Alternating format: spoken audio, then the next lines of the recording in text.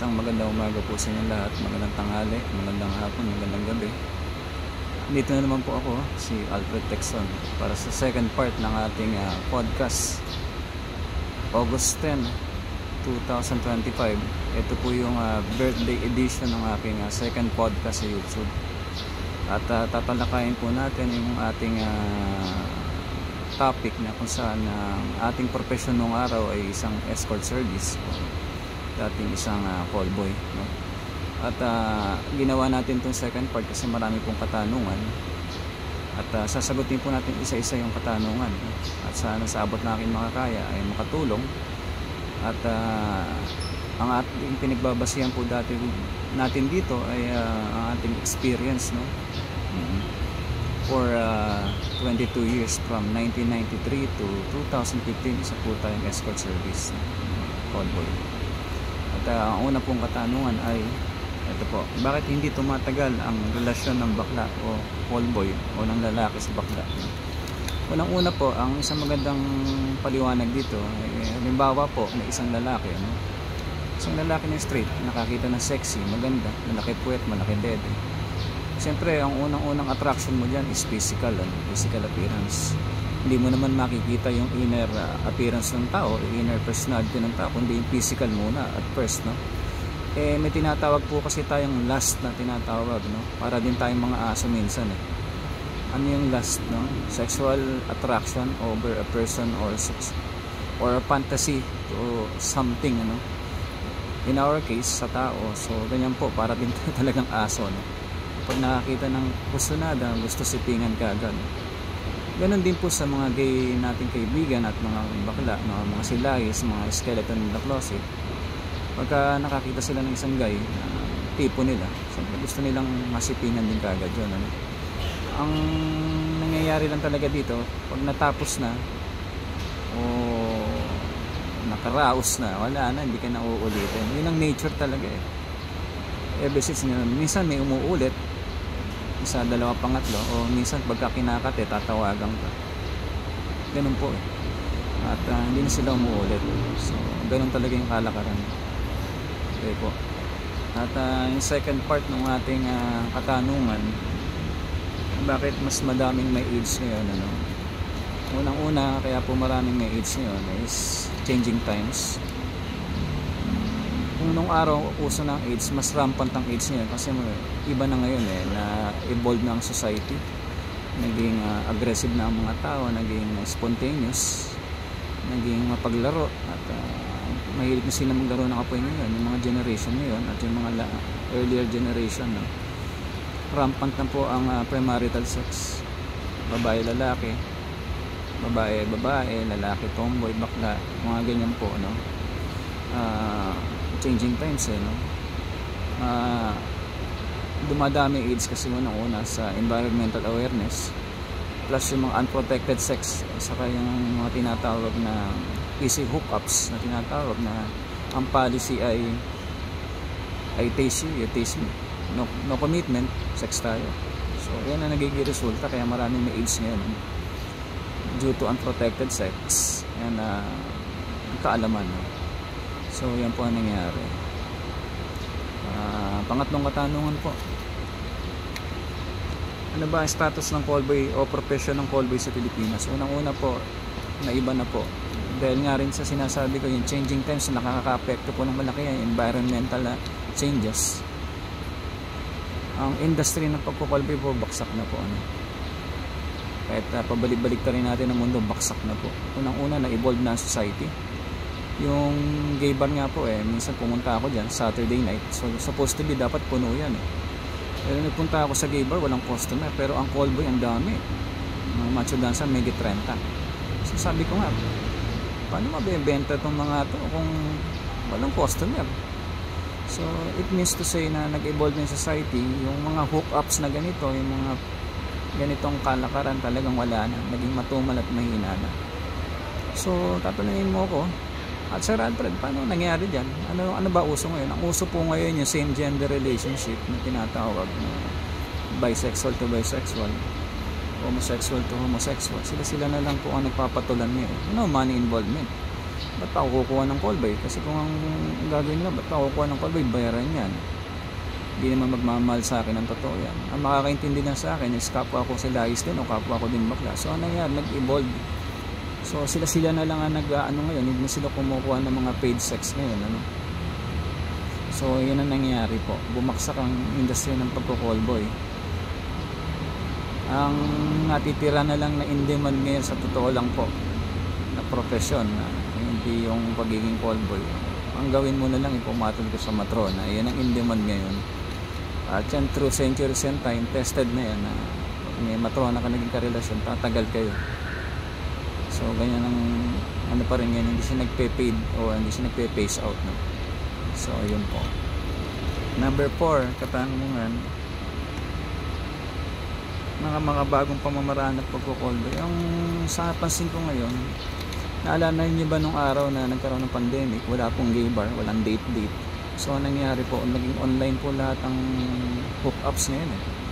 Yung pagpo-prostitute, pagko-callboy, yung mga guys na punta lahat sa internet, sa through online na lang po. Bakit? Kasi bawal lumabas sa pandemic. So nangyari, nauso yung mga Zoom, yung mga tinatawag na video call na, at yung mga conference na ginatawag na ganyan, nauso nga kasi na bawal ang lumabas.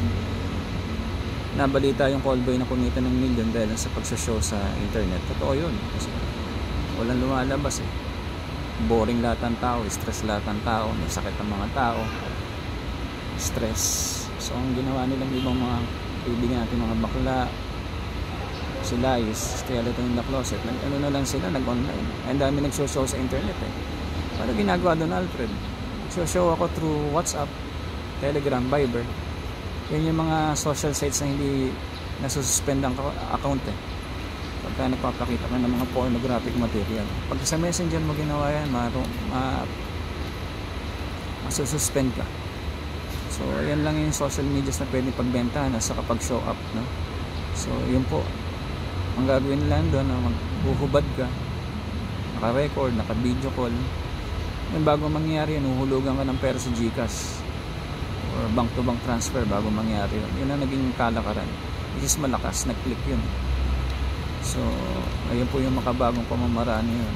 Wala na yung meetups ngayon, bihira na, magastos pa yung meetup eh.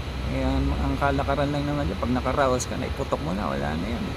Pag ka palalabas ng bahay, nagastos ka ng pamasahe, pagkain, etc. Mamaya may risk factor pa na baka hindi mo kilala yung callboy, patayin ka, saksakin ka. So ayan po nangyari. Question number 5, bakit baksak na ang presyo ng mga lalaki ngayon? May nagtatanong yan. Ako na bakit? Changing times. Kung nung araw 1990s ang callboy, 5 piraso, kasi nga ayaw pang pumatol ng mga lalaki, mataas pa yung moral, ayaw pa nilang, di pa sila gipit.